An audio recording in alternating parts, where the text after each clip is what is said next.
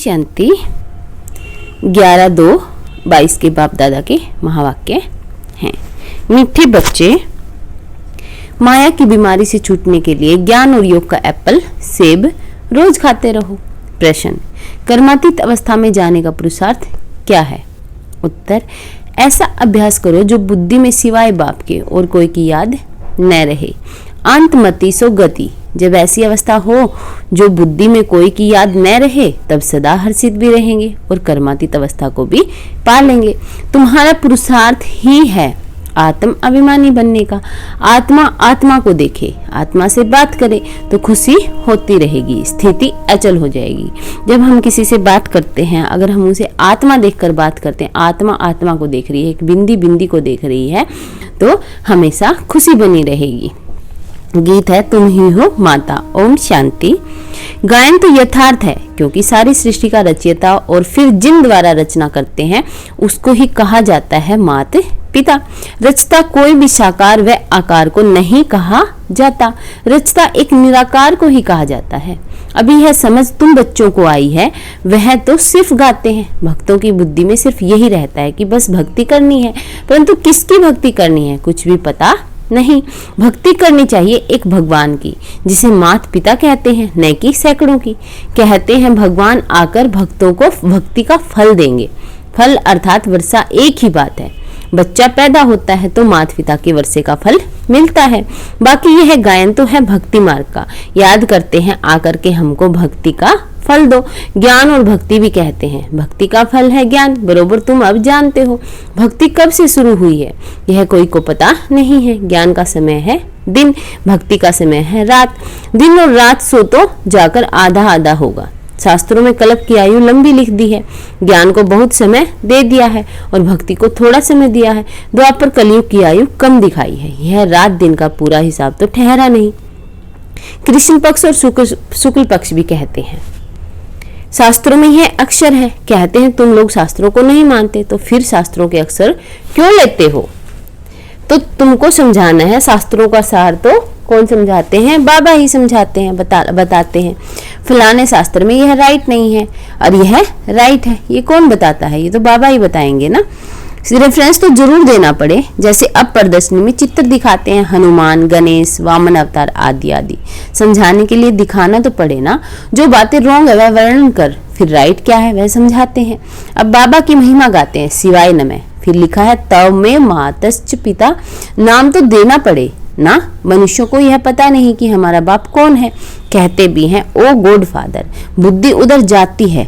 मनुष्य प्रार्थना आदि करते हैं तो जानते हैं परम पिता परमात्मा परलोक में निवास करते हैं। ब्रह्मा विष्णु शंकर को याद करेंगे तो बुद्धि सूक्ष्म वतन में जाएगी। फर्स्ट सेकंड फिर थर्ड फ्लोर है। अब मुख्य बात है बाप को भूले हैं। बाप आकर उल्हाना देते हैं, तुमने हमारी कितनी गलानी की है। बाप जो सरव को सदगति देने वाला है, उनकी फिर सरव ने बैठ गलानी की है। भगवान वाच्य है ना, यदा यदा ही। भारतवासी अपने धर्म की गलानी करते हैं, कहते ईश्वर सर्वव्यापी है। क्या सब में ईश्वर है? क्या हर आत्मा में ईश्वर बसता है? एक बार हमें अंदर झांक के देखना पड़ेगा, ये बात अंतर्मुखी होके देखना पड़ेगा। क्या ईश्वर सब में हो सकता है? अगर ईश्वर होता सब में, तो क्या हम इतने गंदे गंदे काम करते? जो इतनी बुराइयां आ गई, क्या वो हमारे अंदर आ जाती? नहीं, हमारे अंदर सिर्फ और सिर्फ आत्मा होती है, ईश्वर हमारे अंदर नहीं होता। तो कह देते हैं कच्छ अवतार मच्छ अवतार वारह अवतार। बाप तो भारतवासी बच्चों को ही कहते हैं, क्योंकि बच्चे ही गलानी करते हैं। यह मुरब्बी बच्चा, ब्रह्मा भी गलानी करता था। यह गलानी में ड्रामा में निंदी हुई थी, तब तो पाप आत्मा बनते हैं। बाप ने तो सबको पावन बनाया था, क्योंकि पतित पावन है। पावन बनाकर विश्व का मालिक बनाते हैं। बनाने वाले बाप को कितनी गाली देते हैं। जब समझाते हैं तो उस समय मान लेते हैं। समाचार भी आता है इतनों ने सही की कि बरोबर आपकी बात राइट है। आप कहते हैं, अब कहते हैं श्रीमद् भगवत गीता तो भगवान की है श्रेष्ठ ते श्रेष्ठ मत। ऊंचे ते ऊंची मत भी ऊंची होगी ना। ऊंचे ते ऊंचा जो है उसकी मत भी क्या होगी? ऊंची होगी।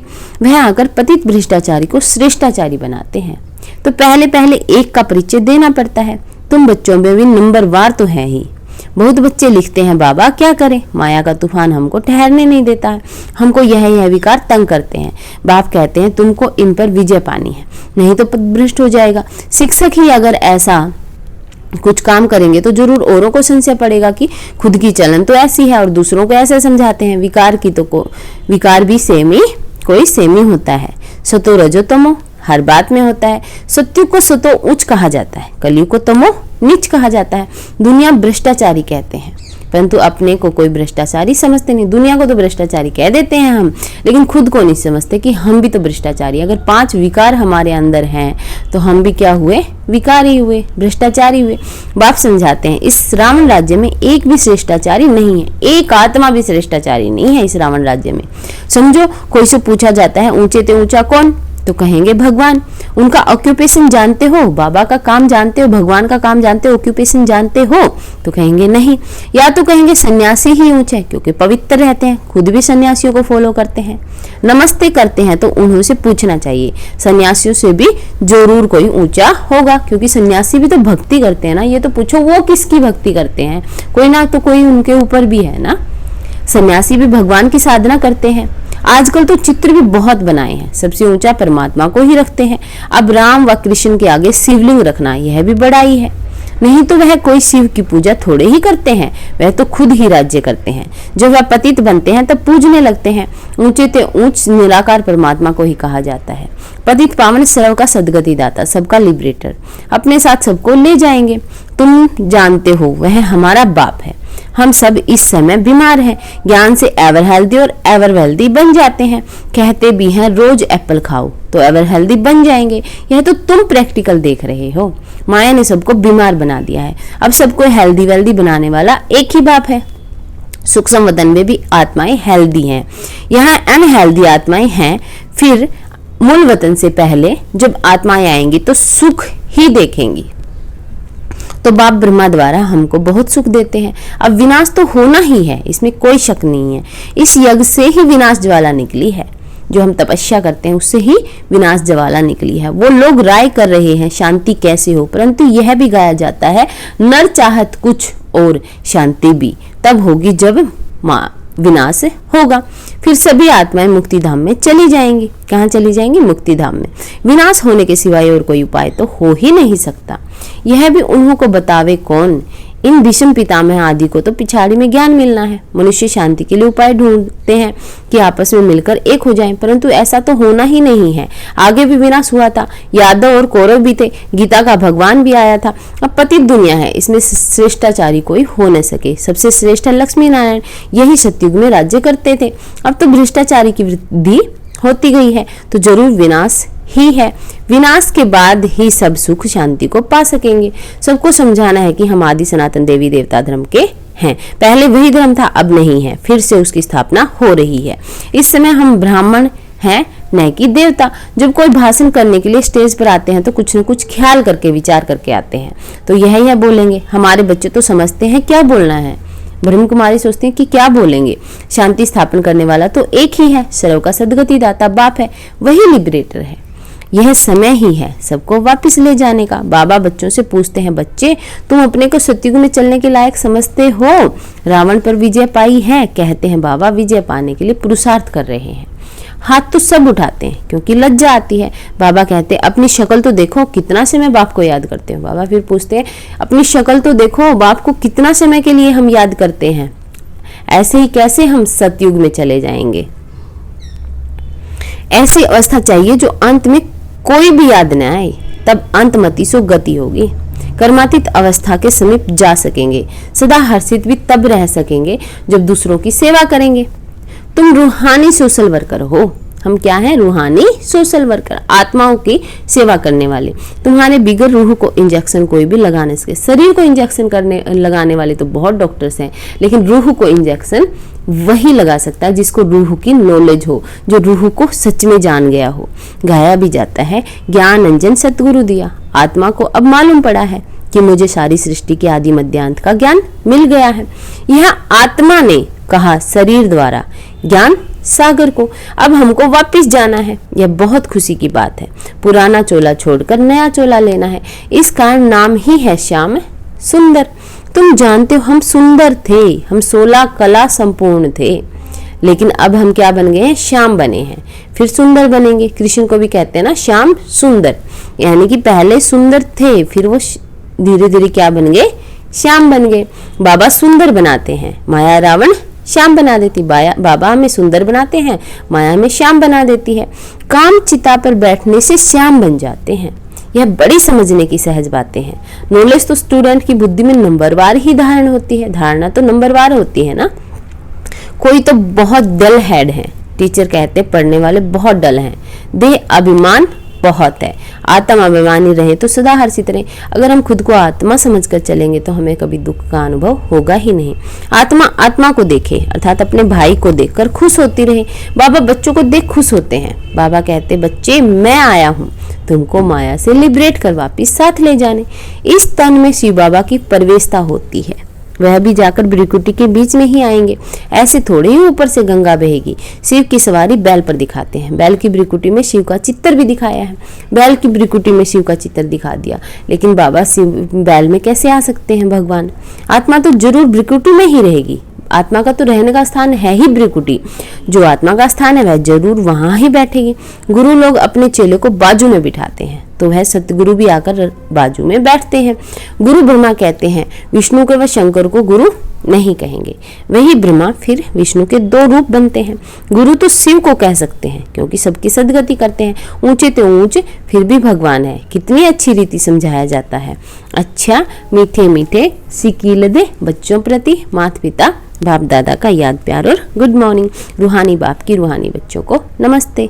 धारणा के लिए मुख्य सार, हम रूहानी बच्चों की भी रूहानी बाप दादा को याद प्यार और नमस्ते। Thank you Baba, thank you. सदा हर्षित रहने के लिए आत्म अभिमानी बनना है। हम आत्मा भाई भाई हैं, यह दृष्टि पक्की करनी है। रूहानी सोशल वर्कर बन आत्मा को ज्ञान का इंजेक्शन लगाना है, सबकी रूहानी सेवा करनी है। वरदान, संतुष्टता के आधार